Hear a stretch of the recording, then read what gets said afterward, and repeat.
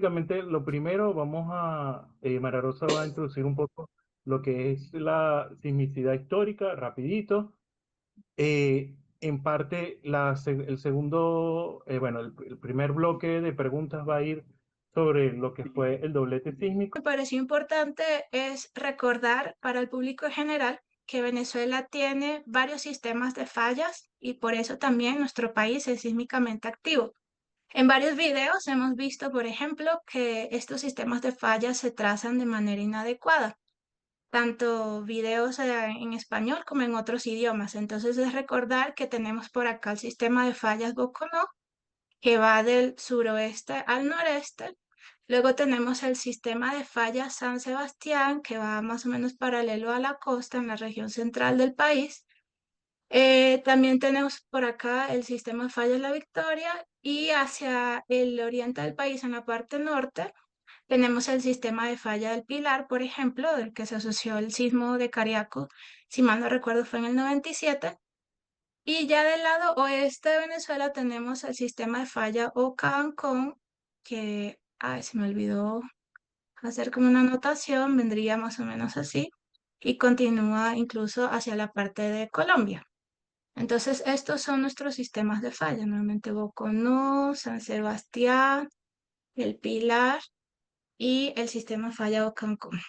Entonces, es importante tener eso presente y después de que por esta misma razón eh, tenemos entonces sismos que se han registrado. Por ejemplo, acá tenemos registros desde 1950. El año pasado, en el 2025, ocurrieron dos sismos de magnitud 6.3, 6.2 en esta región. En 1950, este sismo de magnitud 6.3. Estos serían los sismos del 24 de junio del 2026, del de 7,2 y 7,5. La ubicación del epicentro la discutiremos más adelante. También tenemos este otro sismo de magnitud 6.3 en el 2009. En 1967, el sismo que afectó Caracas y también regiones de La Guaira, de magnitud 6,6. Y luego tenemos, por ejemplo, el sismo de Cariaco, que fue en el 97, de magnitud 6,9. Otro sismo en 2018, de magnitud 7,3.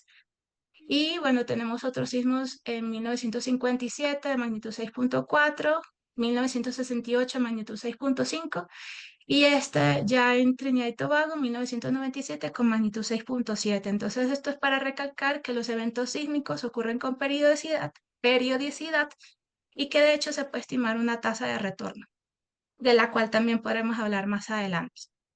Entonces, esto ya como introducción. Sí, Ok. sí, totalmente. Primero coincido contigo. Lamentablemente tenemos una ventana muy corta en tiempo donde realmente la atención pública está dirigida a los sismos y la tenemos que aprovechar. No aprovechar para llenarnos de plata, sino aprovechar para que nuestra voz sea escuchada. Pero eso tal vez lo podemos discutir más tarde. Yo quisiera, con una muy breve pregunta, retornarte. ¿Por qué haces el énfasis en el doblete sísmico?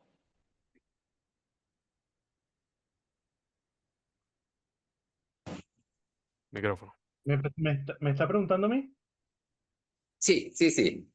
Porque se llama doblete sísmico. Ah, Me vale. llama poderosamente la atención, por supuesto. Bueno, básicamente porque en toda la opinión pública se ha publicado que han sido dos sismos. De verdad, los únicos que están poniendo que son sismos separados eh, son aquí los geofísicos venezolanos. De resto, las personas han consultado muchísimo los mapas de la USGS, no tanto de Fumbisis o del Postdan, etcétera. Han consultado más la USGS, que es una página que está bastante libre, es bastante fácil de usar. Y entonces, en toda Latinoamérica que he revisado, toditos los YouTube habido y por haber, hablan de doblete, doblete, doblete, doblete sísmico. Entonces, básicamente para esclarecer este fenómeno, necesitábamos su ayuda. Un segundo, Armando, que el profe Michael se salió y volvió a entrar. Y los ¿Es demás, un el que no doblete vaya a o no? conversar, que por favor cierre el micrófono para evitar los Ah, sonidos. verdad, ciérralo yo. Ok.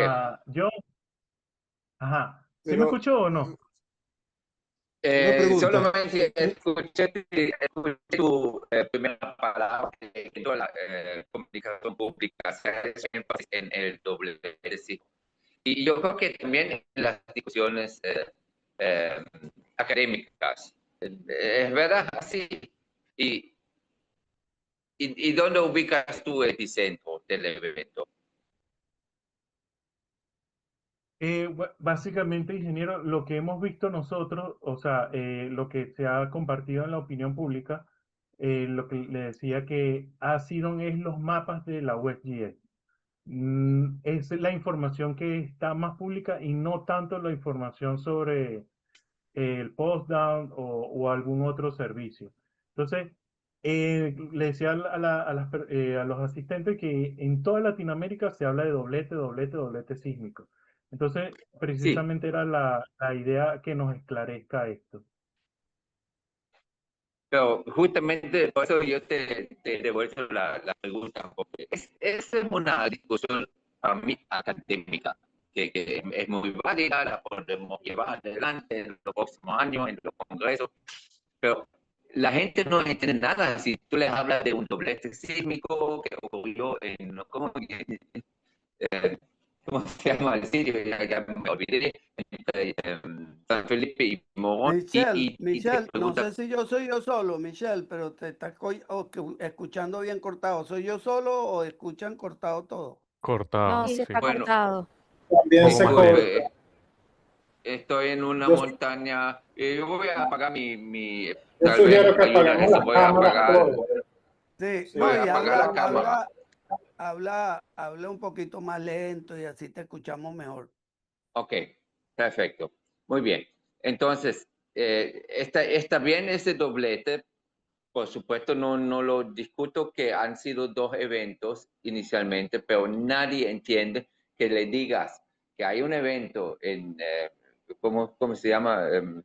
Ahí el sitio del epicentro y está destruido La Guaira.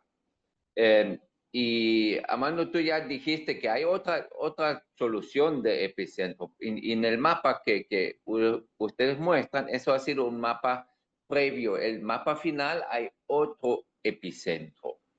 Y ahí hago otra acotación, que es el epicentro. El epicentro es un puntico, pero lo que pasó acá es que se rompió la falla y si bien empezó en Boconó, saltó a Morón, que es parte o que se une con San Sebastián. Lo que rompió acá es la falla San Sebastián, mucho más evidente que la falla Boconó. Empezaron los sismos, ahí empezó el sismo en Boconó. No sé si este sismo logró romper completamente San Sebastián, pero el segundo, que salió 30 segundos después, sí rompió completamente San Sebastián hasta Caraballeda.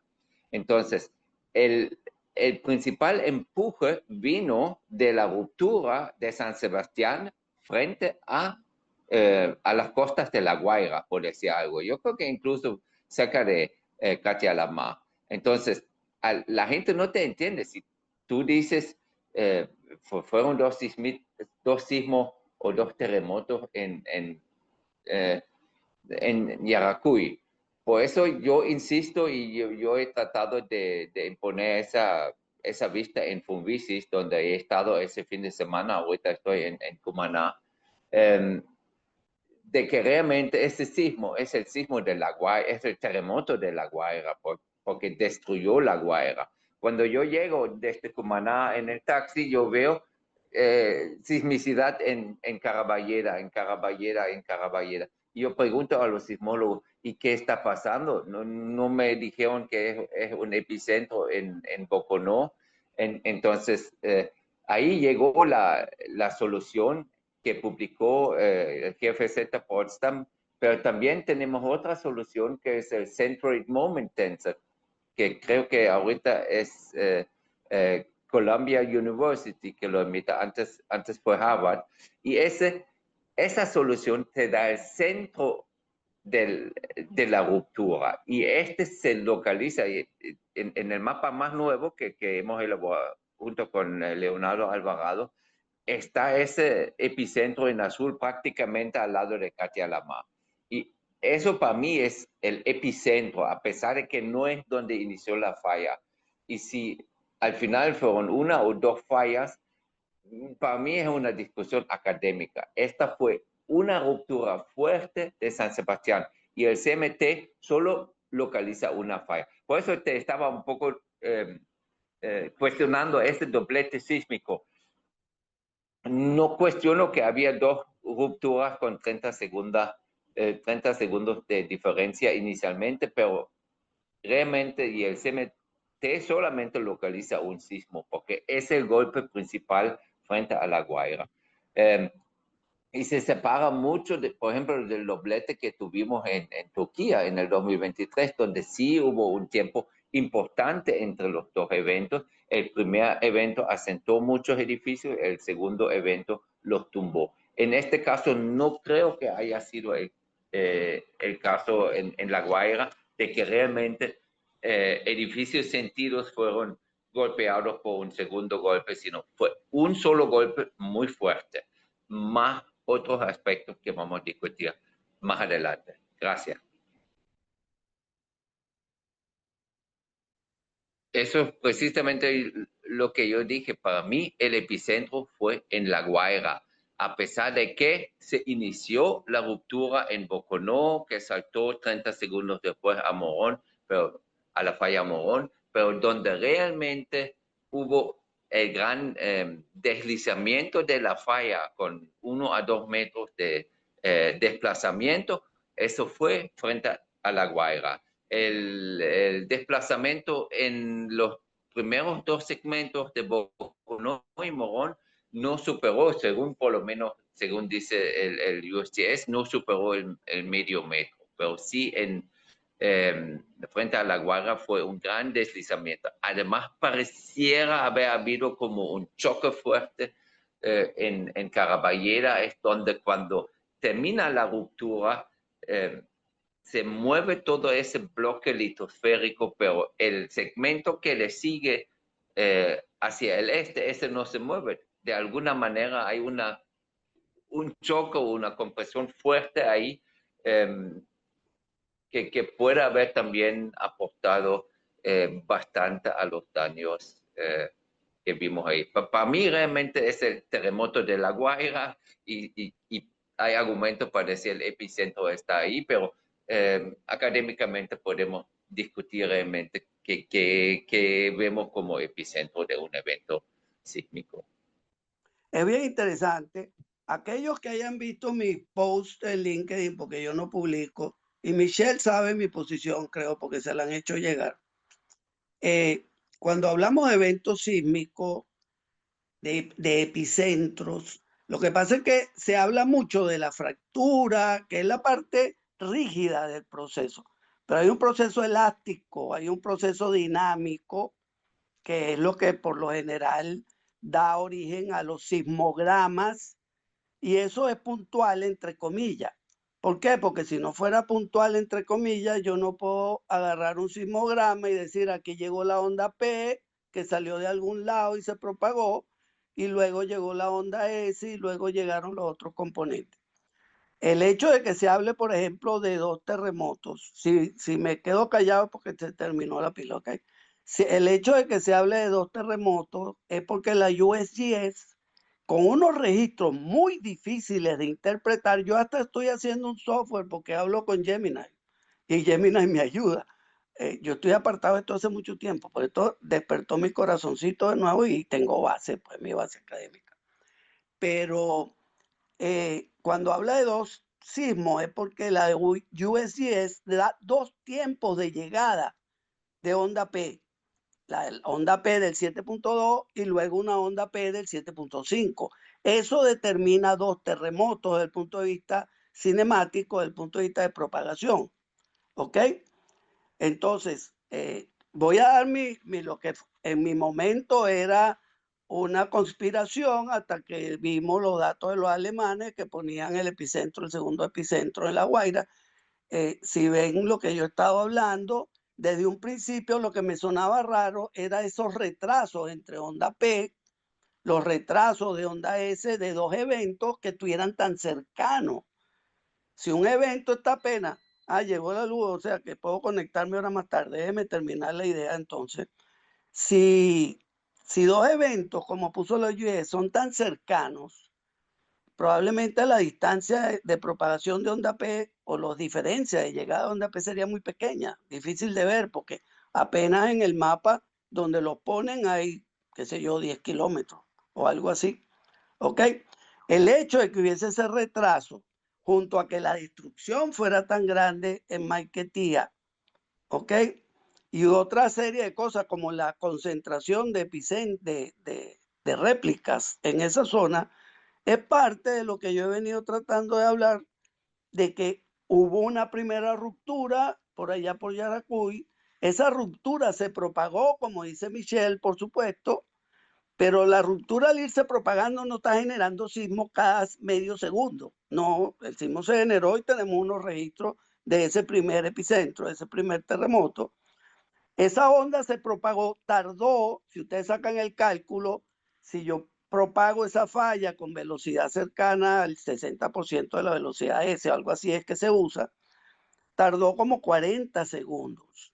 Mi posición es, rompió ahí y ahora digamos, se concentra en lo que está diciendo Michelle, en la misma idea, de que llegó a la zona de Katia Lamar, y yo lo llamo una segunda ruptura, porque es la que generaría ese segundo epicentro. ¿Ok? Eso, de nuevo, como lo decía Pepe, era una conspiración, pero si vemos la interpretación de los alemanes, ya coincidía con eso. El problema está en la interpretación de la USGS, creo yo. ¿Ok? Bien, gracias. Bueno, saludos a todos, buenas noches. Sí, lo que ha comentado tanto Mijael como Pepe, eh, da que pensar porque los primeros resultados, cuando USGS lanza esas dos posibles soluciones hacia el oriente del país, yo lo vi en la aplicación que tengo en el celular de monitoreo de sismos y algo como decía Pepe, con las teorías conspirativas algo no cuadraba, ¿no? Porque justo al momento del sismo yo estaba en Plaza Venezuela y realmente la percepción, que fue lo que compartí por LinkedIn, que tuve al momento de sentir el evento, entre P y S fue muy corto el tiempo, o sea, no fue un sismo que estuviese lejano. Caso contrario, por ejemplo, los que hayan estado en Venezuela para el sismo de Morón, que lo publicó, lo mostró también María Rosa entre los eventos históricos, el tiempo entre P y S para ese evento, que estuvo aproximadamente a 150 kilómetros, ok, si bien unos cuantos órdenes de magnitud menor, fue prácticamente de 15 segundos. Y en el caso del sismo que sentimos los que estuvimos en Caracas, no fueron 15 segundos. ¿Ok? Entonces, justo al día siguiente, yo me acerco a Fumbisis, había hablado con Michael, y conversando con Fran, empezamos a que varias personas dentro de Fumbisis tenían la misma percepción, José Antonio, de que el sismo, la duración entre la variación entre P y S había sido muy corta, por lo tanto daba indicios de que era algo cercano.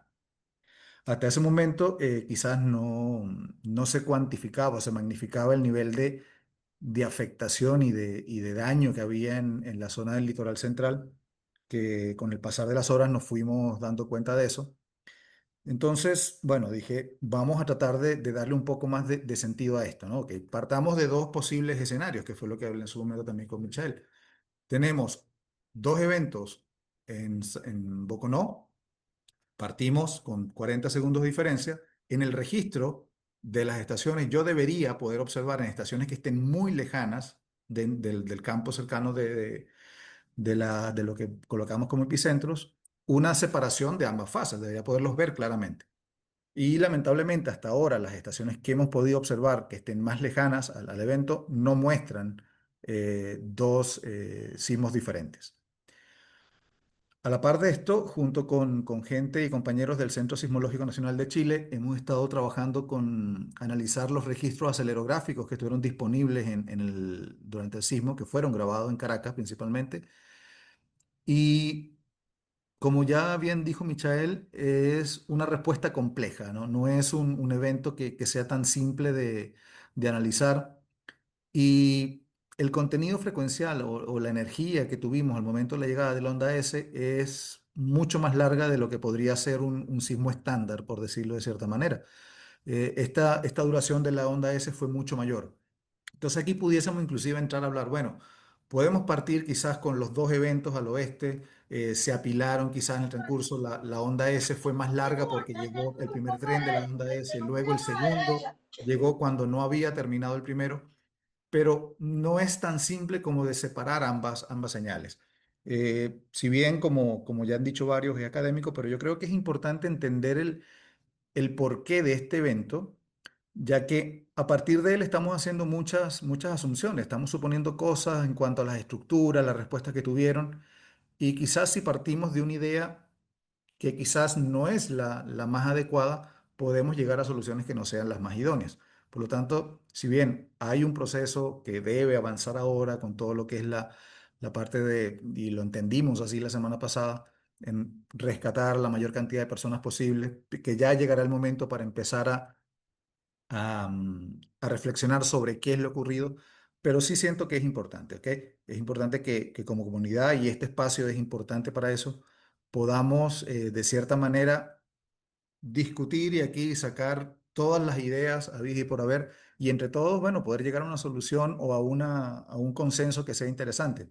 Cada quien va a tener una opinión, cada quien se va a sentir más identificado entre los investigadores con el USGS, con GFZ, pero coincido con Michael en que el evento tenemos que asignarlo a La Guaira. Es un evento que está en las costas, el nivel de daño que tenemos, que si bien hay daños reportados en San Felipe, en Morón, en Chichiriviche, no es comparativo con el caso de lo que vemos en La Guaira.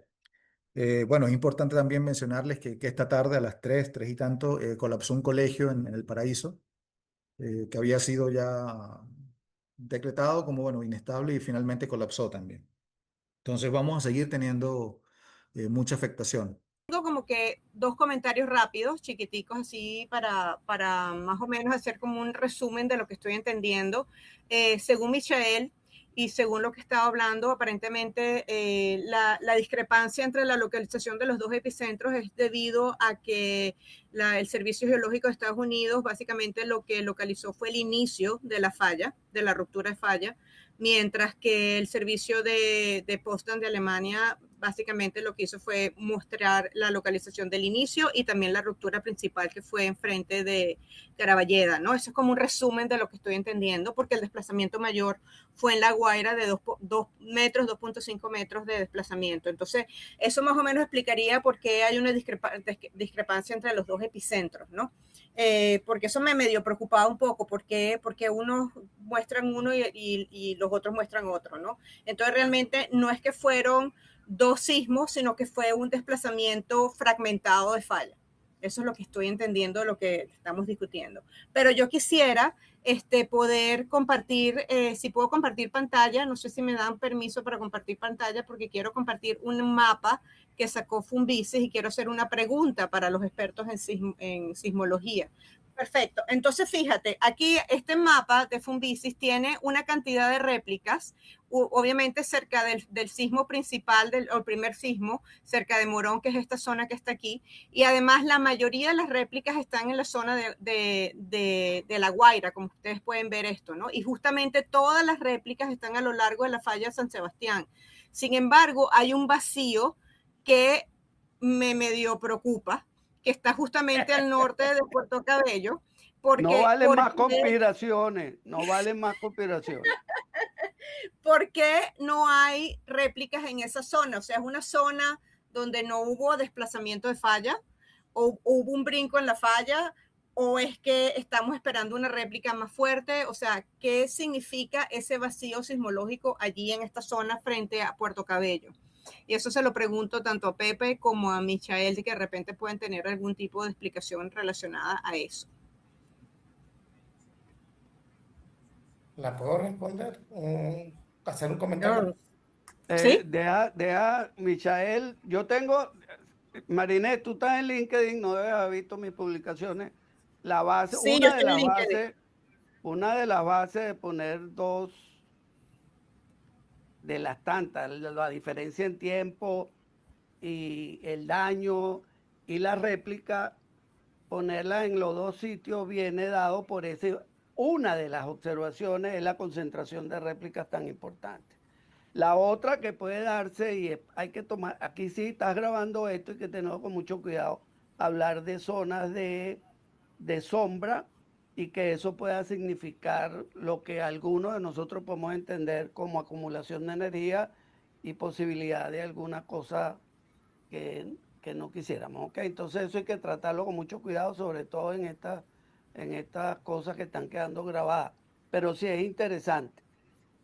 Michael, ¿está por ahí? A mí me llamó mucho la atención ya el día 2, porque las réplicas se han venido concentrando ahí desde el día 2 después del terremoto. Y estas ideas lo que hace falta aquí, que no está muy claro, es una buena interpretación sismológica sísmica. La ruptura está muy bien estudiada. ¿Ok? Listo, pues, disculpen. Pero hace falta estudiar los registros y no hay ninguno que muestre los eventos claros hasta ahora, lo que yo he tratado de buscar. Disculpen. Entonces, Pablo, te damos la palabra y después viene Liz y con eso tal vez deberíamos concluir el bloque. Y, ante todo, gracias por la invitación.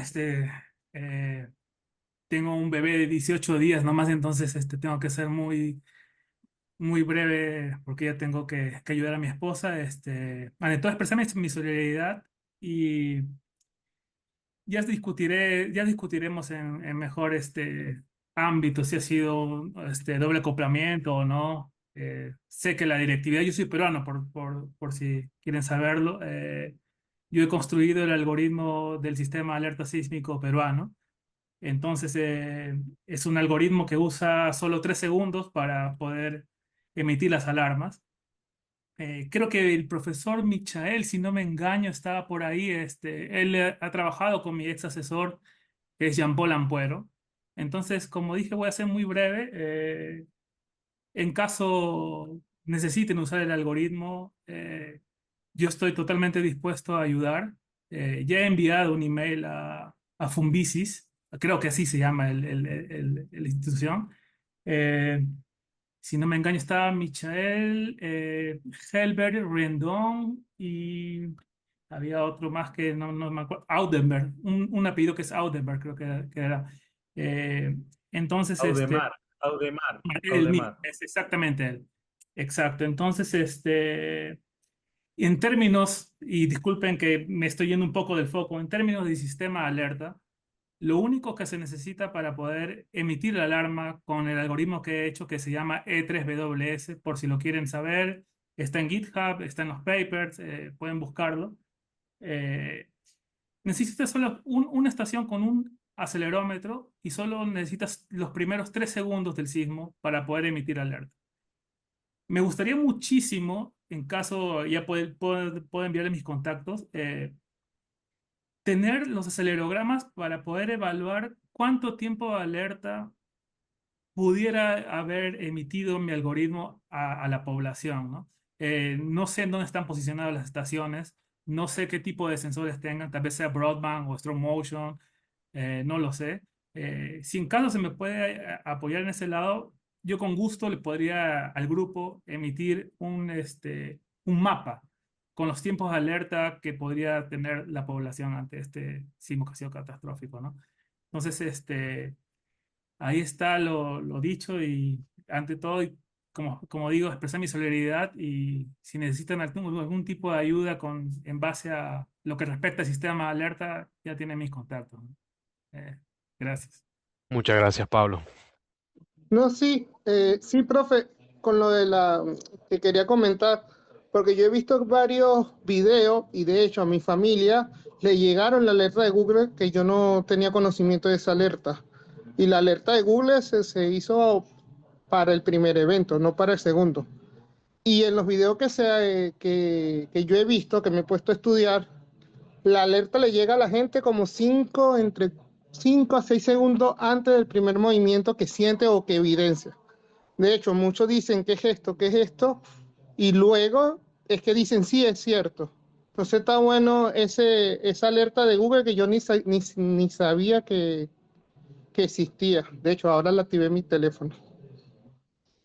Pero debería estar asociada igual al primer evento, ¿no?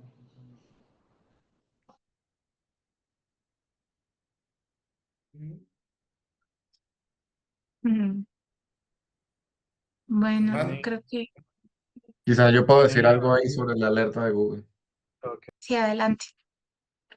El tema con la alerta de Google es que en realidad no es como un proxy, o sea, no es un sensor que está específicamente midiendo la sismicidad.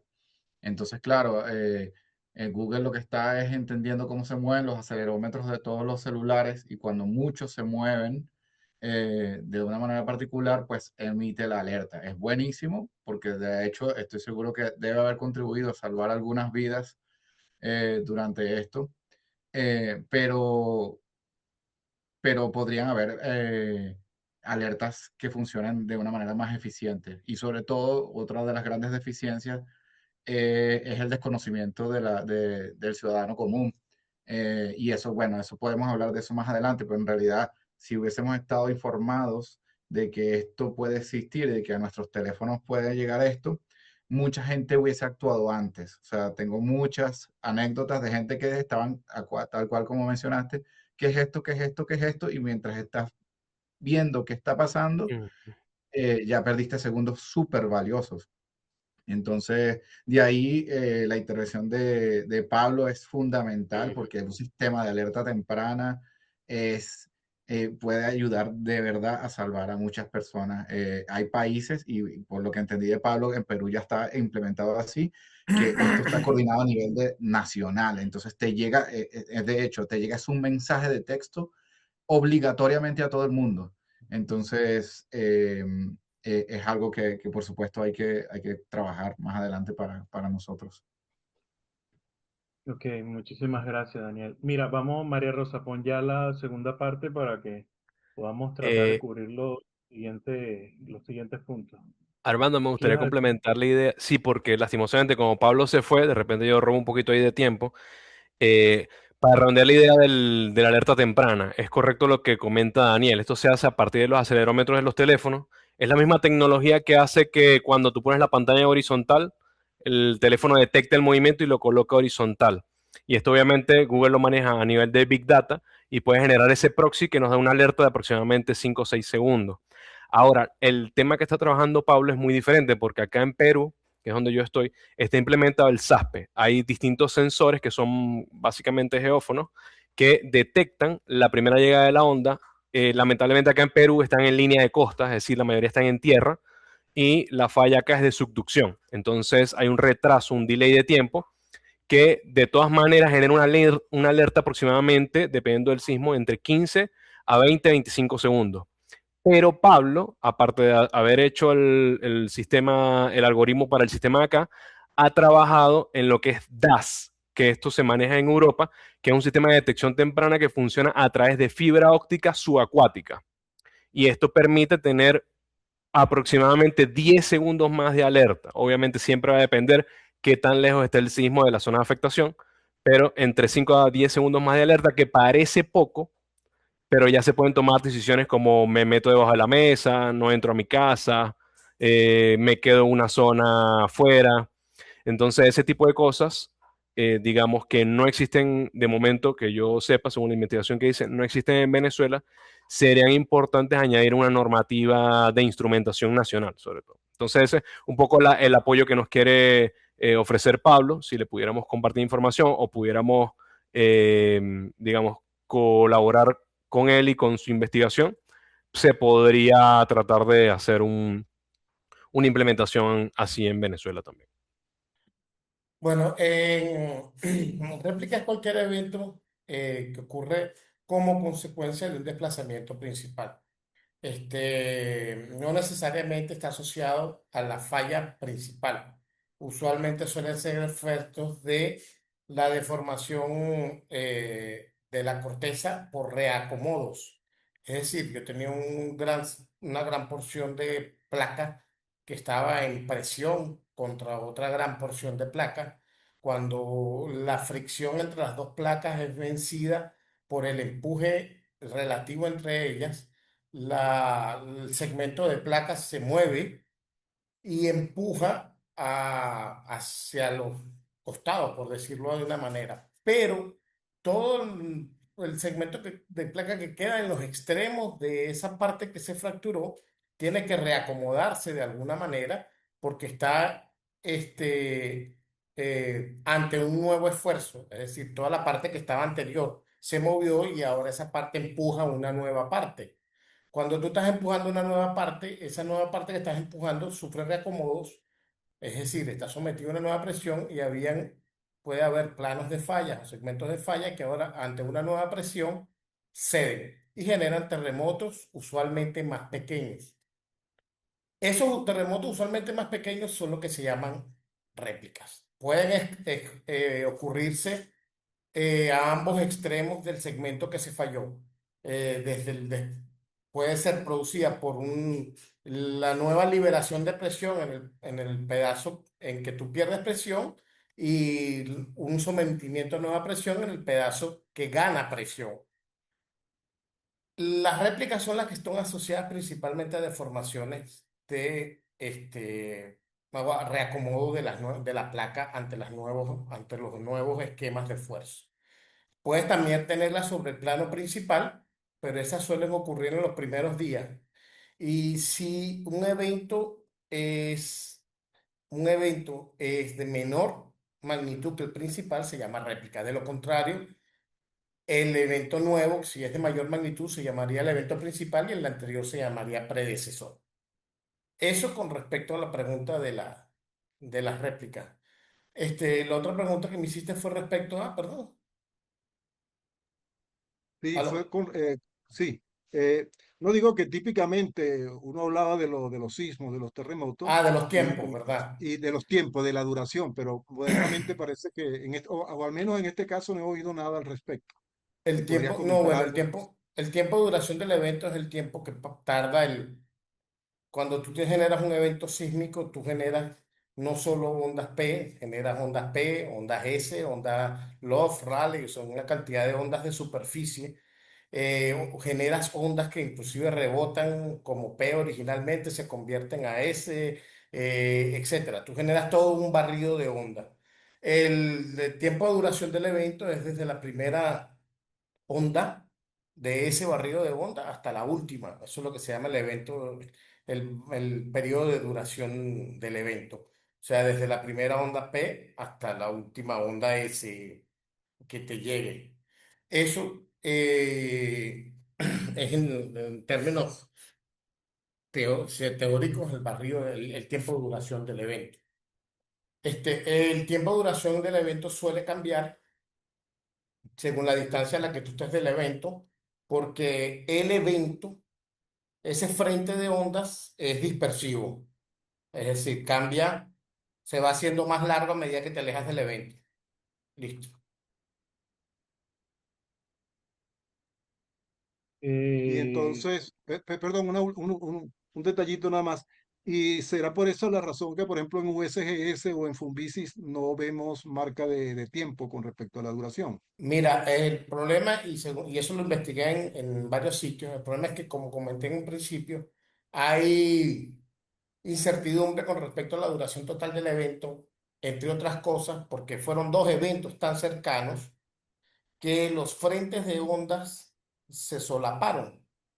Es decir, las ondas P del segundo evento alcanzaron las ondas S del primer evento. Un evento de magnitud 7, 7.1, 7 punto algo, y eso fue una de las cosas que afectó tanto, y por lo cual el efecto en Caracas y en La Guaira fue tan grave, es que normalmente tiene una duración de 40 a 50 segundos, porque eso va asociado con el tamaño del segmento de falla que tú rompes, y un evento sísmico de esa magnitud te genera cerca de 40 segundos de movimiento, entre 40 y 50 y tantos segundos de movimiento, según a la distancia en la que estés del epicentro. Pero en este momento, según los análisis que se han visto y reportes en cierto grado, no fue un solo barrido, fueron dos barridos que se superpusieron. Entonces, realmente el movimiento que llegó a Caracas, de hecho se ha visto en muchos videos, fue superior al minuto y con variaciones de repente de intensidad, porque te llegaron una intensidad muy pequeña del primer sismo, después llegaron las ondas S del primer sismo, después se mezclaron con las ondas P del segundo sismo y después llegaron las ondas S del segundo sismo. Entonces la duración total de los dos eventos en conjunto, cuando se unen los dos frentes de onda, pudo haber durado más de 1 minuto y 20. Por eso es que no hay una definición en concreto de cuánto fue la duración del evento, porque en algunos sitios que se sintió como un solo evento, fue un evento de mucho mayor duración. En algunos sitios más cercanos al sismo se sintieron la diferencia de los dos eventos, pero seguido muy de cerca. Entonces, si tú fuera un solo evento por separado, hubiese sido una duración de cerca de 40 a 50 segundos. Al ser dos eventos juntos, pudo haber durado 1 minuto y medio. No sé si con eso respondo a tu pregunta. Que tiene levantada la mano Pepe y el ingeniero Víctor. Puedo no, agregar algo que también es algo subjetivo o ahora, porque si tú dices yo sentí el sismo, también depende de dónde estuviste, cuál es la intensidad que tuvo ese sismo en el lugar donde tú estás, ¿no? Seguro lo sentiste con un tiempo diferente, estando lejos o estando más cerca del sismo. Eso siendo subjetivo. Ya un dato objetivo es básicamente lo que estaba hablando Carlos. Ingeniero Víctor, quería hablar, tenía la mano levantada.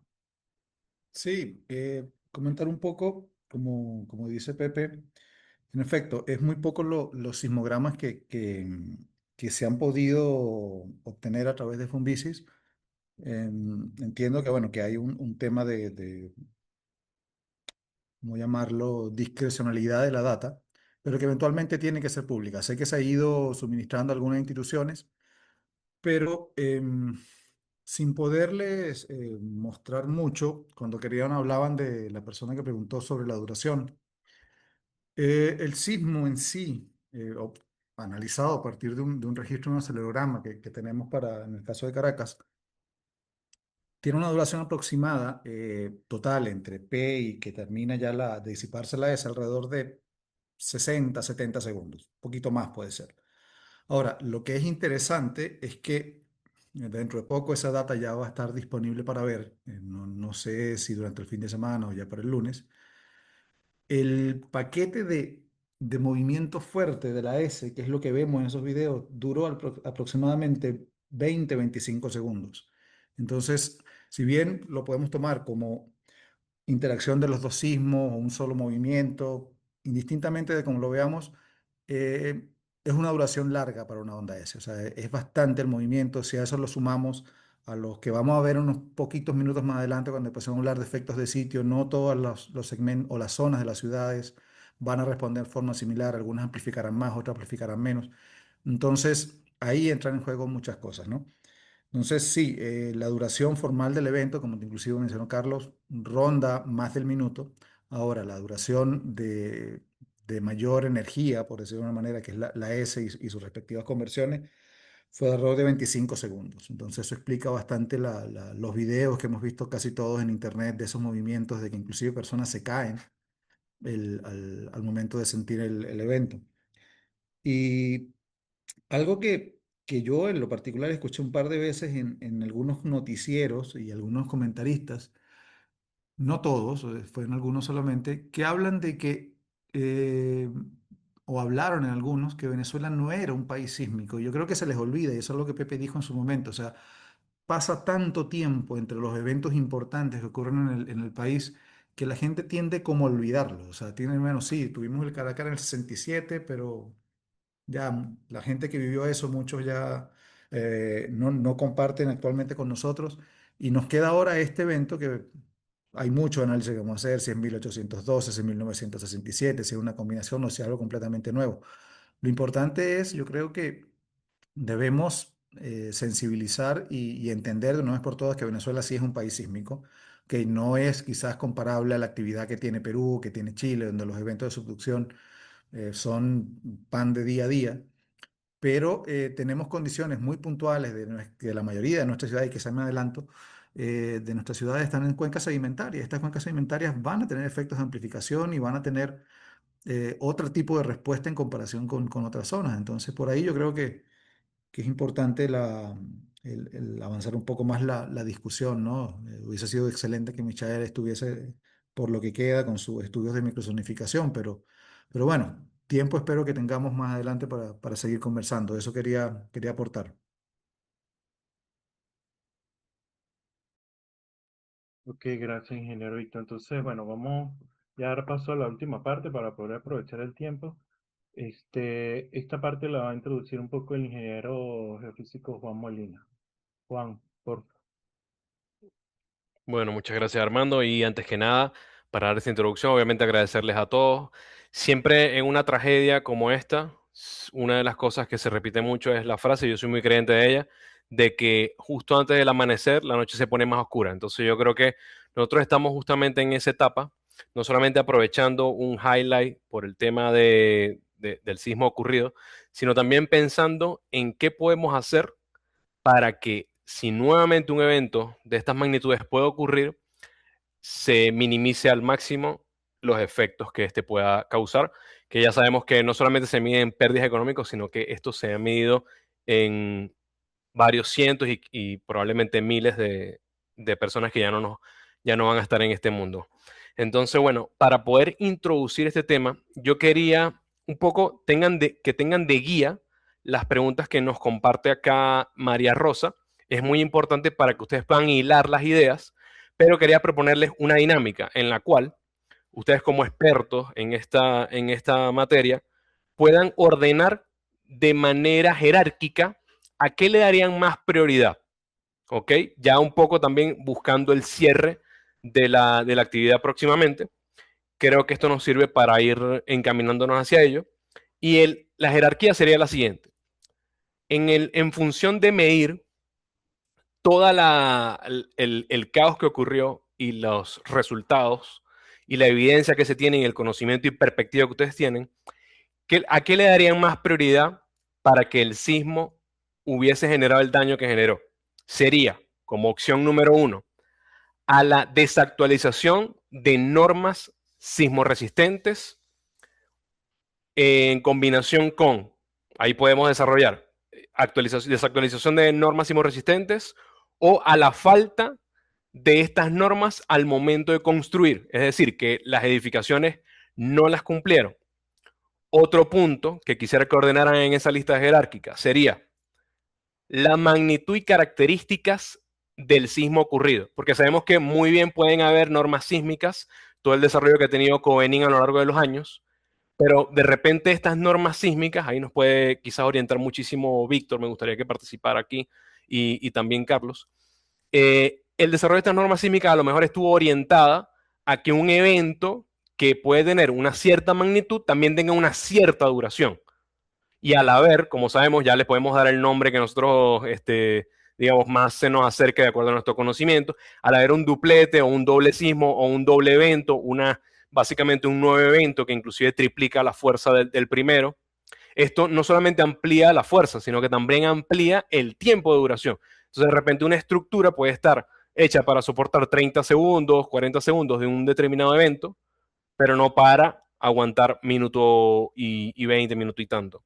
Eso como segundo punto que quisiera que colocaran en esa jerarquía. Y como tercer punto sería evidentemente los efectos de sitio o licuefacción que tiene este terreno. O sea, ¿en qué orden de prioridad pondrían también que posiblemente tenemos un evento, tenemos una normativa, pero además también muy posiblemente las zonas más afectadas hayan sido así por el tema de que hay efecto de sitio, es decir, amplificación de la onda sísmica para los que no son tan entendidos en la materia, o efectos quizás de licuefacción del terreno por el tipo de sedimento que hay en la zona. Entonces, de esta manera yo quisiera, de repente sí podemos iniciar con Víctor para que nos establezca cuál es su orden jerárquico, justifique su respuesta y de ahí entonces también ampliar el pase para el resto de los compañeros. Perfecto, Juan. Mira, yo creo que en orden podemos comenzar. O sea, ¿cuáles son las ordenanzas vigentes actuales en Venezuela? Luego, yo creo que la pregunta es, ¿se necesitan actualizar las ordenanzas? Sí, a medida que el tiempo va avanzando y con el nuevo conocimiento, lo correcto es actualizarlas. Y bueno, quizás para entender un poco, deberíamos comenzar por qué son las normas sismo resistentes. ¿Qué es esto? O sea, son simplemente alguien algo que escribió y dijo, bueno, ¿cómo construir? No, esto va basado en una serie de estudios donde consideramos efectos de suelo, tipos de edificaciones y otra serie de parámetros en donde tenemos incorporadas aceleraciones máximas probables, aceleraciones por cada sismo probable que podemos generar. Y a partir de esto, en conjunto, geofísica, geólogo, ingeniería sísmica, se genera una norma. ¿Ok? Como si bien tuvimos una actualización en el 2001 de la norma Covenin, que es la que rige en Venezuela este tema, hubo una nueva actualización en el 2019. ¿Ok? Entonces, en cuanto a ese aspecto, sí, Venezuela, o al menos el área de investigación vinculada a la parte de ingeniería sísmica, pudiésemos decir que ha hecho la tarea. ¿Ok? Ahora bien, eh, ¿qué pasa? Bueno, si hay ingenieros civiles también dentro del grupo, sería importante conocer su opinión. Yo soy geofísico, me ha tocado trabajar bastante con la parte de estructuras, pero no hay como la primera impresión del estructural como tal. Ahora bien, eh, cuando tú hablas de qué es lo que pasó realmente en el litoral, recordemos que, bueno, que La Guaira y zonas aledañas venimos arrastrando problemas desde el año 2000 con los deslaves. Muchas de las zonas se vieron bastante afectadas. Hubo un proceso de reconstrucción dentro de las cuencas, de los abanicos aluviales, que no puedo decir, no tengo la evidencia para establecer si fue o no hecha de forma correcta, pero en ese momento no contaban o no se contaba con mucha información que a la raíz de varias tesis que se hicieron, logramos identificar, por ejemplo, en Caraballeda y en algunos conos aluviales tenemos espesores de 400 metros de sedimento. Por lo tanto, el efecto de amplificación en esos lugares va a ser inmenso. Solo para tener la referencia, Caracas, en los Palos Grandes, tenemos alrededor de 340, 360 metros de sedimento. Bueno, justo hasta el mapa, esa fue la tesis que hicieron, si mal no recuerdo, Marcos Romero, Analia Cragno en el 2001, 2002, un poco después de los deslaves. Y ahí empezamos a entender un poco que sí, o sea, son zonas complejas a nivel de respuesta de suelo. La licuación, no sé y no tengo a la mano algunos estudios que hayan mostrado ese efecto ahora durante este sismo, pero es altamente probable que haya ocurrido. Entonces, volviendo al tema, normas sismoresistentes sí, son necesarias. En Venezuela considero que están actualizadas, se ha tratado de tomar la última información. Lo que ha sido un dolor de cabeza, y eso hubiera sido bueno que Mijael estuviese, es llegar a las ordenanzas. Hay un rechazo y un bloqueo, un choque fuerte cuando tú tratas de llevar esto a los diferentes municipios, a las diferentes alcaldías, para que tengan en cuenta la implementación, o sea, el reforzar cierto tipo de estructuras, al menos las estructuras que consideramos primordiales, escuelas, hospitales, centros de atención. eh, y te encuentras con esa pared. Entonces, Michael, yo creo que de los últimos, quizás pueda equivocarme, 10 años de su vida, ha estado peleando en el aspecto de tratar de implementar esto en Caracas. O sea, si bien algunas alcaldías han dado algunos pasos, han permitido otras cosas, pero otras no. Entonces, no logras nada realmente con tener ese bonito mapa que tenemos de amenaza sísmica, de microzonas para Caracas, donde sabemos realmente las zonas que son más propensas a tener daños o a presentar algún tipo de inconveniente al momento de cierto tipo de eventos, pero no ganamos nada con que quede ahí y que cada X cantidad de años en los congresos de geología, en los congresos sismológicos, hablemos, establezcamos patrones de comparación. Pero si esto no llega a una normativa como tal de construcción en general a todos los municipios dentro de las ciudades, no logramos nada. Otra de las cosas que ocurre es también no hay en cierta manera, como hay en otros países, no sé si en Perú está así, sé que en Chile sí, eh, lo que es la responsabilidad como tal tanto de la empresa constructora, del ingeniero constructor y del arquitecto sobre la edificación. hay una cantidad de años donde ellos son responsables civil y penalmente sobre las cosas que ocurren en el edificio al momento de unos eventos. Eso aquí sé que no ocurre, pero hay muchas ideas que podemos ir tomando de otros ejemplos de otros países para tratar de que logremos en un corto plazo, y aprovechando este evento que es tan triste el que lo veamos, porque quizás Pepe, que tiene más años también recorriendo el camino de la sismología junto con Michelle y otras personas, ya esto lo sabíamos, o sea, no es nada nuevo lo que está pasando, ya eso está ocurriendo. Pero bueno, dejo ahí para no alargar más el tiempo. Víctor, pero disculpa y muchas gracias por la intervención. Si te invito un poco a especular, ¿a qué le darías, digamos, causalidad primordial dentro de estos tres puntos al resultado que tuvo el sismo como tal? Al no cumplimiento de estas ordenanzas en cuanto a la estructura, las características del evento sísmico que son, digamos, desde el punto de vista que yo lo veo, inéditas, ¿no? O sea, tienen como unas características muy complicadas para poder haber planeado una estructura en pro de resistir este evento, o a las características del suelo, que definitivamente quizás ahí sea un terreno donde no se debe construir, ¿no? ¿Cómo ordenarías tú esa parte? ¿No? Sí, no me casaría con la idea de que no sea un terreno donde debes construir, porque si partimos de esa idea, entonces Japón no debería existir, para empezar. En cuanto a todas las combinaciones de volcanismo, placas tectónicas, todo lo que tiene, obviamente no. Ahora bien, no puedo emitir a priori un juicio sobre la parte estructural. Sabemos y hay evidencias de que en algunos casos, algunos sitios muy puntuales, esa normativa no se ha cubierto, no se ha cumplido. Ahora, si juntamos todo esto, o sea, el evento que es muy particular, llamémoslo un evento más grande o una superposición de dos eventos, zonas de acumulación de sedimento extremadamente grandes, por encima de los 200 metros, que sabemos que generan un efecto de amplificación de sitio importante. Y si a eso le colocas la guinda del pastel en quizás que los edificios que haya estado en la zona no cumpliesen en su totalidad con la normativa sismorresistente vigente, creo que el resultado era previsible. Entonces, pero lo importante es de aquí sacar la lección aprendida y que ojalá en un futuro evento, que seguro van a pasar, no podemos decir que esto no va a volver a ocurrir, sabemos que va a volver a pasar en el futuro, pero que nos tome quizás con otras herramientas en las manos. Así es. Muchísimas gracias, Permítanme Víctor. interrumpir Armando. rapidito porque esto es un conversatorio. Yo sé que hay que levantar la mano. Ahí faltó algo. La aplicación de la legislación. La legislación existe, hay normas, probablemente no las mejores, como dice Víctor. Eso hay que ponerlo al día con nuevas metodologías, con nueva tecnología, con todo lo que hay. Pero lo más importante es la aplicación. Muchos de esos edificios tenían una normativa que tenían que cumplir y no la cumplieron. Entonces, eso tenemos que estar claro que ese ha sido un problema nuestro en muchos aspectos, ¿ok? No solo en sismología. Entonces, hay una normativa, hay unas leyes, hay que hacerlas cumplir. Suficiente por Pepe, hoy. y yo agregaría otra cosa, y estoy Dale. absolutamente de acuerdo con eso. Esas normas sísmicas van a tener que ser actualizadas, porque este evento en particular fue un Godzilla. Yo trabajé en el año, mucho atrás, con el profesor José Luis Alonso, ¿te acuerdas, Pepe? En la microsonificación de los Palos Grandes y Altamira.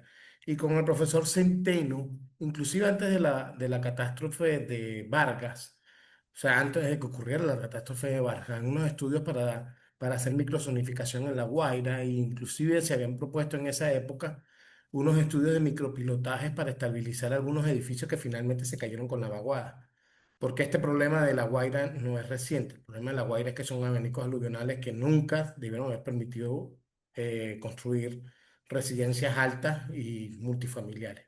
Pero el punto al que voy es que muchas de esas legislaciones están basadas en modelos de aceleración de suelo que fueron excedidos totalmente por este sismo. Inclusive fueron basadas en curvas de excedencia que sí, para sismos de 7.5 que nunca fueron consideradas porque no había ocurrido eventos de este tipo, sino cada 200, muchos años, unos ciclos de excedencia mucho mayores a las vidas útiles de las estructuras. Entonces, si bien es cierto que esto es una combinación de todos los malos factores que podían haber, como que hace tiempo en La Guaira era evidente que muchos de esos edificios fueron construidos en zonas donde no se deberían construir edificios tan altos. Sin embargo, en Caracas desde hace mucho tiempo que hubo una muy buena microzonificación y en algunos municipios que son evidentes, como Chacao, todas las estructuras nuevas de los Campo Alegre, el Rosal, etcétera, nunca pasan de 5 o 6 pisos, todas tienen las regulaciones para alejarse lo más posible de la resonancia del suelo, ¿no? De la resonancia natural del suelo. De hecho, los pocos edificios que quedan en Altamira, Los Palos Grandes, que no cumplen con eso, son edificios viejos, que están cercanos a los niveles de resonancia del suelo. Pero el punto es que creo que no es fácil definir un solo factor o dar una prioridad, porque en cada una de las circunstancias la prioridad varía. En Venezuela sí hay una buena legislación. En muchos casos no se cumple, en otros sí. Por ejemplo, Chacao siempre se ha procurado últimamente cumplir. La Guaira obviamente no. Pero también creo que un efecto muy importante fue lo sorpresivo de la magnitud, intensidad y duración de este evento.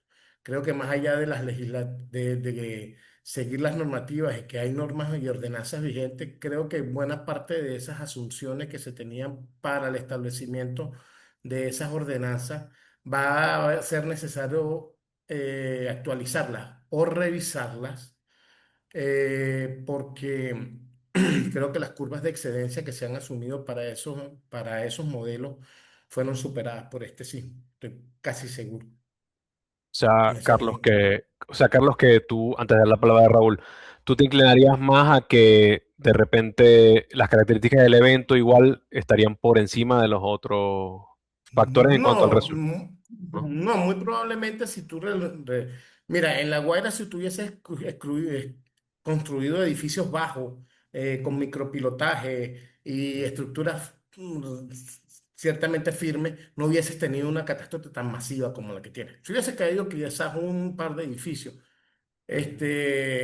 pero aparte de eso, si tú sabes que parte de tu problema va a ser de nuevo el incumplimiento, vas a tener que exigir firmemente el cumplimiento de la legislación y las ordenanzas. Este, Probablemente te quedes corto si sigues asumiendo las curvas de Exacto. excedencia y los modelos de aceleraciones de partículas que se han usado. Porque yo recuerdo que cuando se hizo la microzonificación de Chacao, si mal no recuerdo, se asumían eventos pico con aceleraciones pico de 1 punto algo, que era el equivalente a sismos de 7,3 o 4, con unas curvas de excedencia de 200 años, o unas cosas que este sismo la sobrepasó, porque una de las Ujú. cosas muy graves de este sismo fue la inmensa duración, y en algunos videos yo he visto unos movimientos o sea, carros brincando. Eso nunca se había asumido que podía suceder en Venezuela. Y aún así, las estructuras nuevas que se han construido en Chacao y El Rosal, que son edificios sumamente rígidos, que están lo suficientemente lejos de la resonancia natural del suelo en esa zona, pues no sufrieron ningún tipo de daño. Entonces, sí, creo que lo más importante es que se sigan las normativas, pero dos, las normativas van a tener que actualizarse Actualizar. a este nuevo tipo de eventos que no habíamos, que eran inéditos para nosotros. Y obviamente para mí el factor más importante a nivel de la mortandad fue, pues en Guaira no se cumplieron desde hace mucho tiempo ninguna de las normativas ni de las recomendaciones existentes en La Guaira, no solo desde después de la catástrofe de Vargas. El profesor Centeno trabajó en una serie de recomendaciones para estabilizar estructuras ya existentes en La Guaira. Te estoy hablando desde los años 90, con proyectos de micropilotajes, etcétera, etcétera, etcétera, por las condiciones de los aluviones de La Guaira. Entonces, de mi punto de definir un solo factor, no es sencillo. Probablemente la conjunción de los factores fue lo que creó el desastre que se nos vino encima, pero es algo que con con una actualización de estos factores que tenemos nuevos y una verdadera aplicación de las ordenanzas, pues creo que para futuro podría ser más que suficiente para evitar este tipo de tragedia. Porque esta tragedia Carlos, no... deja que hable Listo. Valentina un ratico. Perdón, listo. Eh, Gracias, Chéverísimo, Carlos. hola, ¿qué tal? ¿Qué tal? Por acá Ana. Valentina. Pido disculpas porque apenas voy camino a mi casa porque estamos abordando el tema de emergencia con inspecciones posísmicas.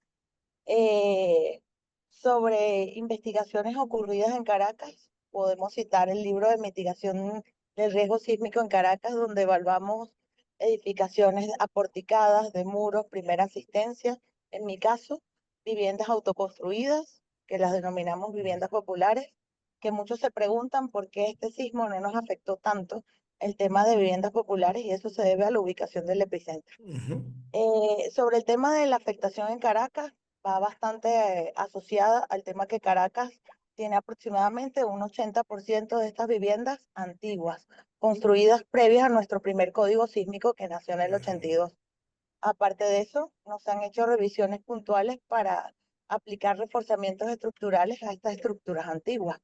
¿Por qué? Porque nosotros en Venezuela no tenemos costumbre del mantenimiento de estructuras. Vemos también en las inspecciones posísmicas que hemos hecho que las viviendas están bastante afectadas por humedad. Vemos aceros expuestos previos a la acción sísmica y acero también corroído, que se ve que tiene tiempo sin mantenimiento y sin prevención. Entonces, a esto sumamos ese tema de que la evaluación preventiva está prácticamente ausente porque dentro de nuestra concepción no existe la cultura de mantener y de cuidar y de revisar. Nuestro código sísmico actual es una actualización del 2019 y es bastante riguroso con el tema de irregularidades. Eso hace que los elementos tengan que ser mucho más robustos y nos amplifica el sismo. Doy un ejemplo, estábamos estudiando una pensión donde tengo unas irregularidades importantes y la aceleración de diseño me la sube a 0,8G. Se aproxima por referencias que he leído de Gustavo Coronel, que estaba trabajando en el tema de aceleraciones, que la aceleración pico que hemos tenido con esta acción sísmica es de 0,5. Entonces, si hacemos una comparación, vemos que nuestro marco normativo actual es bastante exigente en el tema de ciertas edificaciones. Entonces, sobre actualización de norma o no, tendríamos que buscar las lecciones aprendidas del sismo, investigar la causa en estas edificaciones que observamos que tuvieron fallos, que en ejemplo tuve la oportunidad de ir a Risques ayer con el equipo que vino de California, donde está el profesor Eduardo Miranda, y observamos que es un tema de distribución de elementos estructurales y un tema de confinamiento en ciertos aspectos. Y bueno, el Risques es una estructura antigua. Entonces, bueno, simplemente esto lo que nos queda es sumar el tema de investigación, mitigar el riesgo en el caso de ingeniería sísmica a través de el estudio de la autoconstrucción, las viviendas construidas, ver cómo se pueden rehabilitar o reforzar y con las estructuras que colapsaron, identificar cuál fue el motivo del colapso y verificar cómo nosotros podemos mejorar en el aspecto de detalles sismoresistentes, que también he observado que las ligaduras están a cada 20, pero es normal, son construcciones antes del 80, donde no teníamos la concepción de que estas ligaduras deberían tener amarres a 135 grados para evitar perder la integridad del núcleo y esos pequeños detalles que ya son considerados desde la norma del 82. Bueno, por ahí dejo y cierro mi intervención hasta aquí y cualquier duda queda atenta a las siguientes intervenciones. Dale, Raúl. No, lo que yo quería decir es que entre los años 2009 y 2012 en la Universidad Simón Bolívar se hicieron varias tesis de las normas de actualización. Recuerdo que se hicieron a partir de la construcción del metro del Valle, cuando que nos hicieron ir al metro del Valle.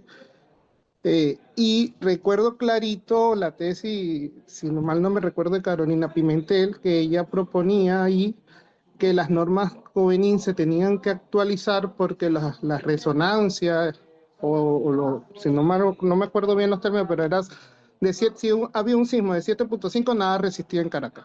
Así, eso me quedó grabado de mi época de estudiante. Luego, otra cosa que me llama la atención de los videos que he estado recopilando, porque he estado recopilando muchos videos como para luego hacer algo, son en La Guaira, edificios que no duraron ni 6, 7 segundos en pies. Tuve de que o no sé si es porque están cortos los videos, son micro videos, eso es lo que tengo que revisar, Un time lapse. pero exacto, pero lo que llama la atención es que como que comienza el evento y a los 5 o 6 segundos el edificio como una baraja, pues todo hacia abajo. Y fue en cadena, o sea, hay un video que se ve 1, 2, 3 en cadena de que la persona está grabando desde el castillo, desde el fuerte de La Guaira. Entonces son cosas que cuando a mí me preguntaron, mi familia y eso, yo digo, mira, lo más probable ahí es que tengas efecto de suelo y efecto de la construcción. Aparte de que tenías edificios, la mayoría son edificios nuevos. No estamos hablando que sean edificios posteriores a la norma sísmica, por los que se han visto en las redes. Todo esto es viendo Claro. de las redes, no, obviamente. No tengo la posibilidad, pues estoy yo fuera del país, de pasar por ahí, me agradaría. Pero esas dos cositas nada más que así me han llamado la atención con este punto es eso, ¿no? Que ya en el 2009, 2010, 2011 se están haciendo tesis de actualizaciones de las normas sísmicas y por otro lado los videos de cómo se derrumban los edificios en La Guaira, que te llama la atención, pues como que no estaban preparados para ningún sismo, pareciera. Esa Me es la nota de gustaría color. comentar, me gustaría comentar algo ahí sobre el Dale, tema normativo. ujú. Dale, dale. Fíjense, sobre el tema normativo, nuestra norma anterior, antes de esta 2019, era del 2001. Y ya nosotros cuando estábamos revisando el proyecto Sismo Caracas en los años 2011, ya nuestra norma necesitaba una actualización. Tuvo mucho tiempo sin actualización y se aprovechó con el proyecto de microzonificación sísmica que se desarrolló en Funvisis de la mano de muchos profesionales que tenemos aquí en este conversatorio. Se estudió ciertos efectos de sismo, que es lo que vemos donde los lugares han sido más afectados, que es Los Palos Grandes y San Bernardino. Hablo de Caracas. Entonces, por eso decir, en el caso de que son estructuras nuevas, con normas nuevas, al final las estructuras que construimos posteriores del 2005 no tienen una actualización idónea para ese momento. Una norma se debe actualizar regularmente cada 2, 3 años. Es lo que se estima.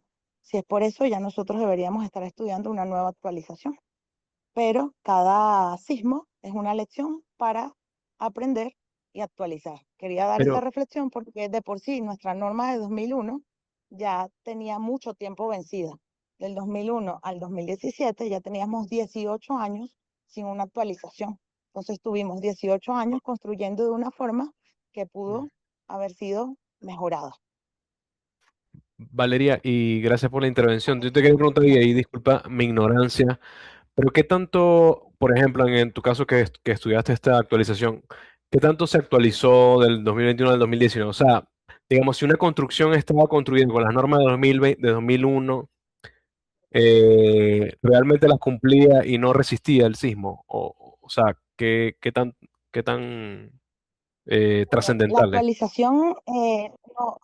la actualización del 2001 maneja un espectro de 3 ramas. Nuestra actualización actual maneja un espectro de 5 ramas y ahí es una evolución exponencial. Aparte de eso, nuestra actualización actual fecha de manera importante el tema de irregularidades estructurales, algo que existía en la norma de 2001, pero con bastante suavidad. Y esto suma al marco normativo una nueva norma que se desarrolló en el 2017, donde ya podemos tener estructuras de mampostería, que ese es mi caso de estudio específicamente, de mampostería confinada, construidas con criterios sismorresistentes.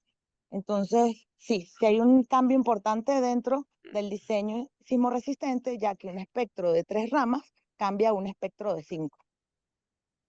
Y Valentina, Ok, entonces no ok. solamente tomas una sub 0, sino que tienes una sub 0 y una sub 1 y una configuración de fórmulas que lo podemos revisar, es más exigente, porque se evalúa la condición de sitio, si tiene efectos o no, si es rocoso con condición de sitio, etc. Entonces tiene una serie de rigurosidad evaluando específicamente la ubicación de donde vayas a diseñar. Muy Val- importante. Valentina, una preguntita. Comentaste algo ahorita con respecto a las aceleraciones pico que se registraron en Caracas. ¿Ese dato está disponible en algún sitio o de dónde salió esa información de las aceleraciones pico en Caracas? Fíjate, esta información la tuvimos de manera, por eso no lo cito, porque no hay un paper y no hay un registro acelerográfico que nos dé con precisión, simplemente es una referencia de Gustavo Coronel, también ingeniero sismorresistente, doctorante de ingeniería estructural de la UCB, donde él referenció que aproximadamente era 5G. Hasta los momentos seguimos esperando los registros acelerográficos para tener precisión de estas cifras. 5G no, 0.5, dirá. 0.5. Exacto, 0.5, es Ok. correcto.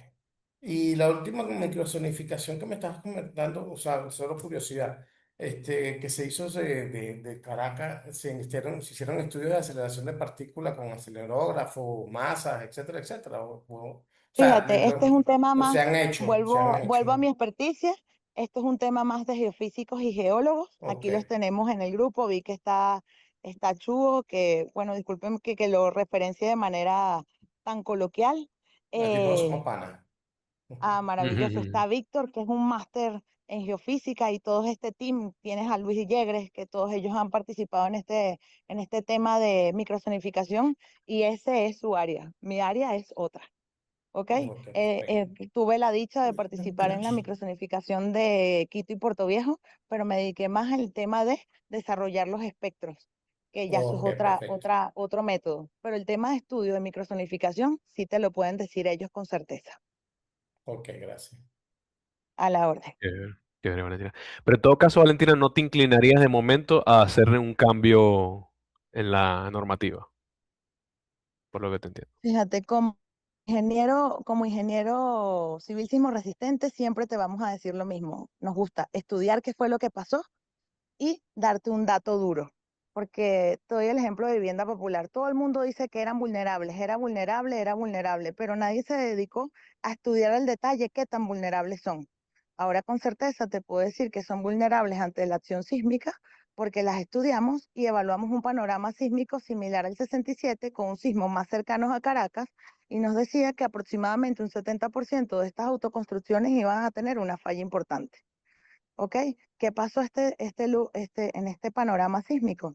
Que ese epicentro se ubicó un poco más distante y los efectos, gracias a Dios, fueron favorables, porque si no tuviésemos un daño mucho más catastrófico. Entonces, vuelvo a reiterar, tenemos que estudiar qué fue lo que pasó y con certeza dar una opinión basada en la experticia técnica según los estudios realizados. Sí, Vale, vale. Valentina, Pepe pero, tiene... ay, qué pena. Lo que No, pasa es que quería hacer una... si es sobre el mismo punto, sigan la discusión, porque como yo le digo, como ya debemos estar a punto de cerrar, yo quería cerrar con otro tema un poco diferente, es mostrar cosas que no hemos mostrado aquí. Pues se habla mucho de geología, de fracturamiento, uno de los procesos más importantes es dinámico. Entonces, pero por favor, colabora, aquí iba a hablar ahorita. Gracias, Pepe. No, yo solamente quería hacer una acotación con respecto a la afectación en este tipo de viviendas. Y comentaba Valentina que no se debe a la distancia del epicentro, sino al tipo de roca sobre el cual se construyeron. Vemos grandes afectaciones, por ejemplo, en los Palos Grandes, en San Bernardino y en regiones de La Guaira, eh, debido al espesor de sedimentos que se encuentra allí. Bueno, esos serían los efectos de sitio. Y digamos que ya estas viviendas populares ya estarían ubicadas más sobre otro tipo de roca mucho más estable, que favoreció que no se afectaran mucho más. Entonces, como para hacer esa salvedad que no depende de la distancia del epicentro. Y yo sí tenía una duda, es porque no conozco mucho sobre la licuefacción de los suelos. ¿Este fenómeno se produce ante cualquier evento sísmico o se produce debido partiendo de que se superpusieron estos dos eventos sísmicos? No sé si hay alguien acá que pueda responder eso. Bueno, María Luisa. no, si quieres, dos comentarios completando lo que estaba diciendo María Luisa. La última vez que yo vi un mapa el último estudio que yo vi de un mapa de aceleraciones de suelo de Caracas. Afortunadamente, digo afortunadamente porque si no hubiese sido una tragedia mayor, la gran mayoría de las barriadas populares de Venezuela que están hacia los bordes montañosos son los suelos que tienen menos aceleración, o sea, son los suelos que presentan menos aceleraciones pico y con respuestas de resonancia respuestas de resonancia del suelo con frecuencias mucho más bajas. Afortunadamente, esas viviendas populares que están hacia los cerros no suelen ser viviendas demasiado altas. Entonces, tienen dos factores en favor.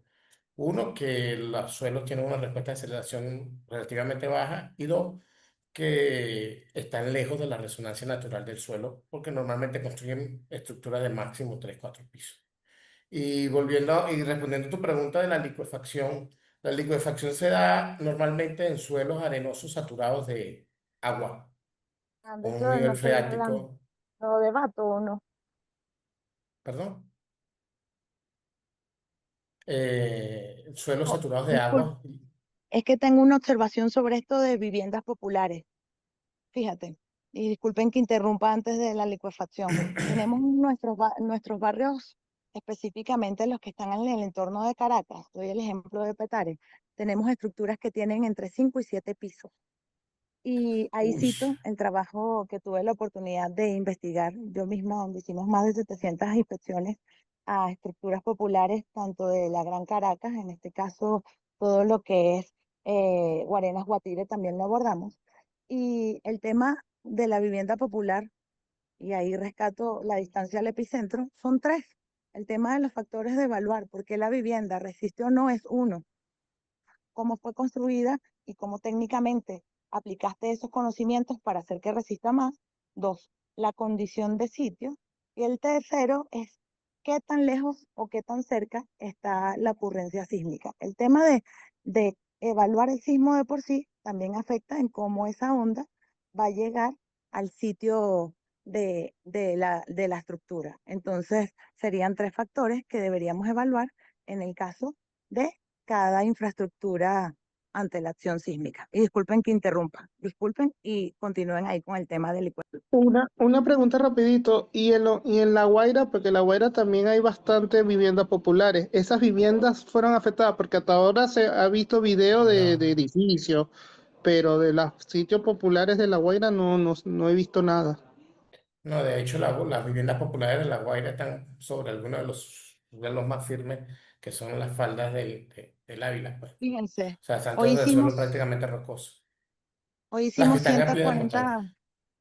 140 inspecciones específicamente en viviendas populares en La Guaira, con unas cuadrillas que salimos hoy con, bueno, yo no tuve la oportunidad de participar, pero sí con unos estudiantes de maestría, y ellos nos indican que la afectación que vieron en viviendas populares es casi nula, pero el tema que vieron es el tema constructivo, como lo dije al inicio: acero expuesto, discontinuidad de ejes de columnas en los pisos, irregularidades en el tema de distribución de masas en elevación, sistemas constructivos mixtos donde vemos pisos de mampostería no confinada y pisos de mampostería confinada con elementos solamente verticales, en este caso machones como los denominan ellos, etcétera.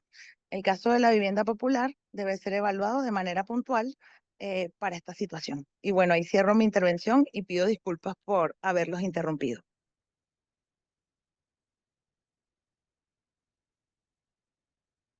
Okay. Juan, ya creo que ya podemos pasar al último punto ya, ¿verdad?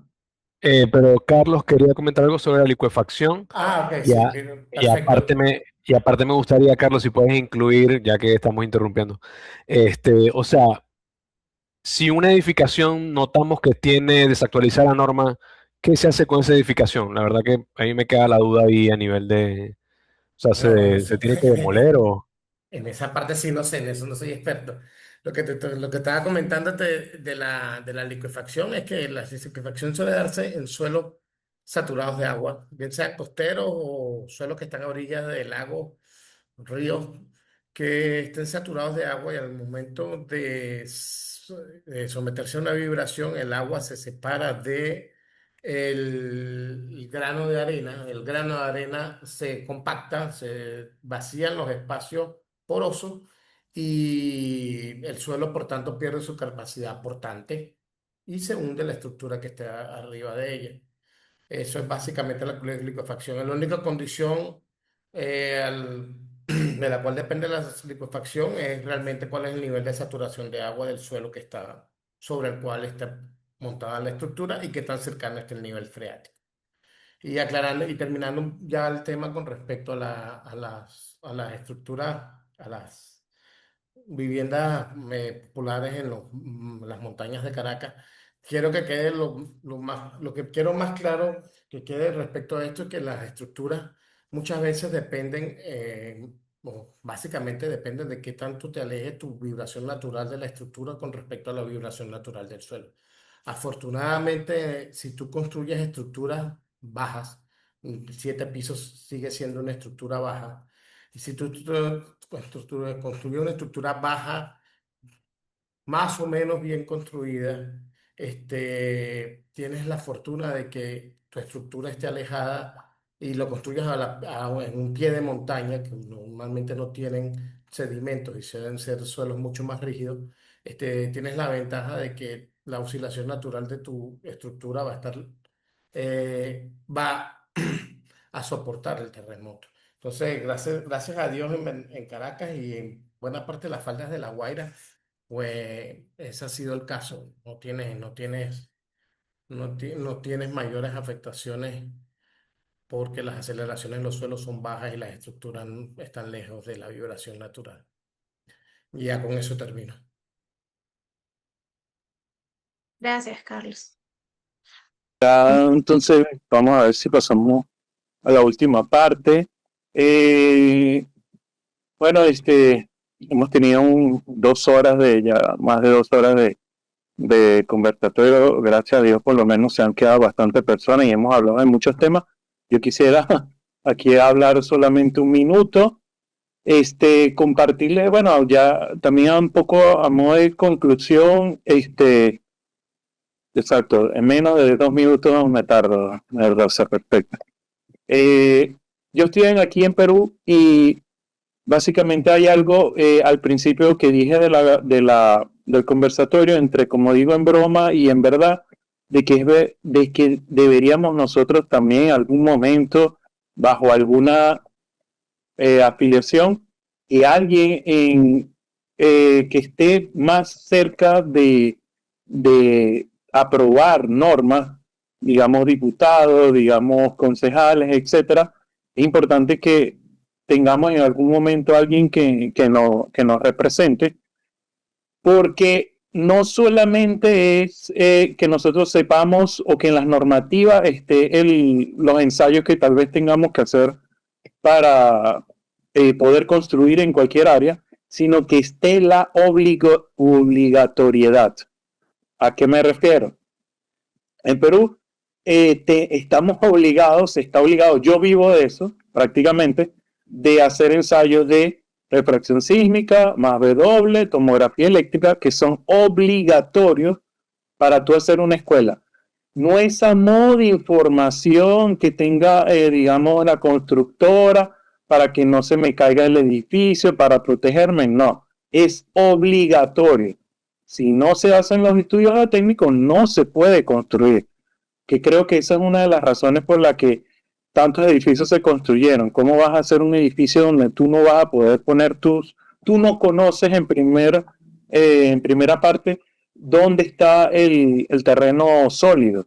Si no está el terreno sólido, ¿qué debes hacer para solucionar esas cosas? Entonces, básicamente, no solamente actualizarla, sino que lamentablemente, bueno, para beneficio de nosotros y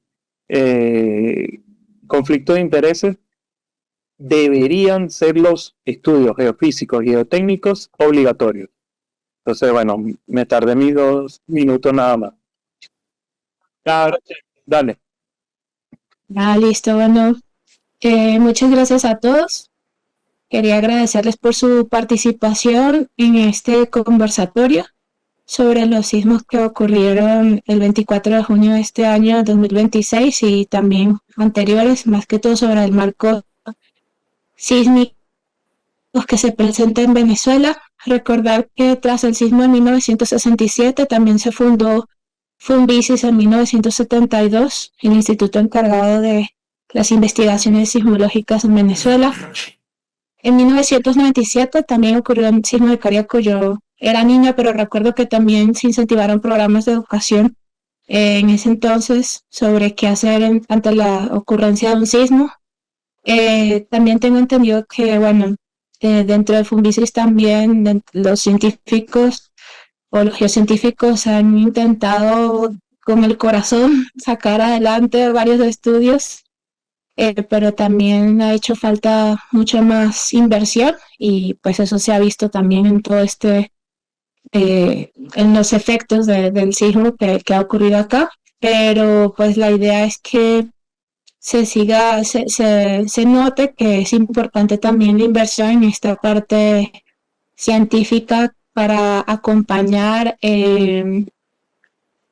o dar información ante cualquier evento sísmico y que de esa forma también la población se sienta protegida.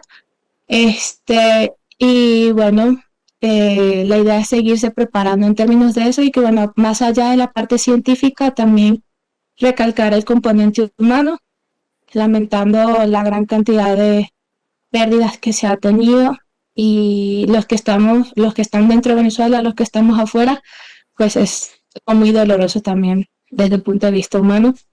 Pero nosotros, desde el punto como geocientíficos, también estamos acá desarrollando este conversatorio para aportar el grano de arena desde nuestro campo de acción. Y bueno, con eso quería cerrar y bueno, muchas gracias a todos. Gracias. Juancito, rápido. Sí, gracias, María. Bueno, yo, Tierra, yo no vi de todo. Tierra. Dale, brutal, gracias, Armando. Bueno, yo creo que varios de los que estamos acá podríamos estar horas y horas conversando y en mi caso también escuchando, aprendiendo sobre este tema. Ya prácticamente, bueno, ya nos estamos pasando de un conversatorio a una pijamada, así que yo creo que sí es bueno que ya lo podamos cortar y que sea el primero de muchos, porque así como comenta María, existen muchos flancos en los que atacar en una iniciativa, en una catástrofe como esta. Están los rescatistas, está el gobierno, están los sistemas normativos y nosotros, desde el punto de vista intelectual y geocientífico, creo que estamos para pensar en el futuro, para pensar en el mañana, en no quedarnos solamente con lo que está pasando en el presente, sino analizarlo para saber qué vamos a hacer en el futuro. Y creo que es muy importante no solamente lo que hacen los distintos flancos, sino también el nuestro, y realmente reforzar esa idea de que podamos seguir teniendo estos conversatorios y, muy importante, publicarlos, difundirlos, hacer mucho eco, porque de nada sirve tampoco reunir tantas mentes brillantes como la que tenemos hoy en día y que luego esto no salga a la luz. Es muy importante que mucha gente conozca esto y yo también me comprometo con Armando en que se pueda hacer masiva esta información. Y bueno, obviamente muchísimas gracias. Un abrazo a todos. Chao, muchachos, gracias. Gracias a todos. Feliz noche. Saludos. Gracias a todos. Pónganse pilas, Toda la temática. Chao, cuídense.